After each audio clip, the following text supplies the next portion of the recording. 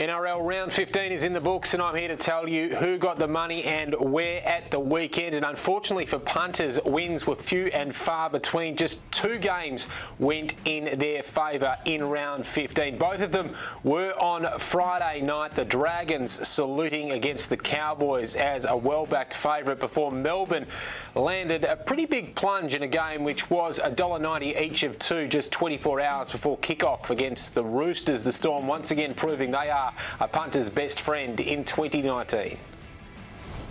As mentioned, it was a fairly favourable weekend for the bookmakers, but the absolute best for the bookies were at either end of the weekend. The Tigers getting the better of South started things off before the Bulldogs bookended it with a shocked victory over Cronulla. Certainly at the end of round 15, the bookmakers were smiling after a pretty tough month or so.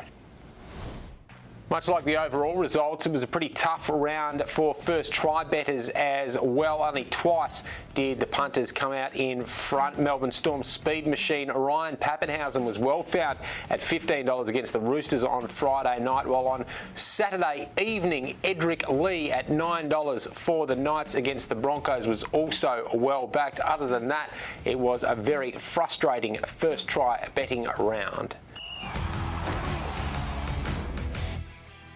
While many punters found it tough, one mapped things out with absolute confidence and it paid off in a big way. He had a cross-code 4-leg multi to the tune of $20,000. The Dragons minus 5.5 against North Queensland.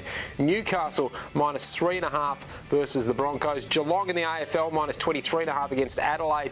And the Brisbane Lions capping things off on a Sunday afternoon against Melbourne minus 13.5. That 2-code 4-team play at $13.38. Handing him a collect of $267,501. That is our legendary land for NRL round 15.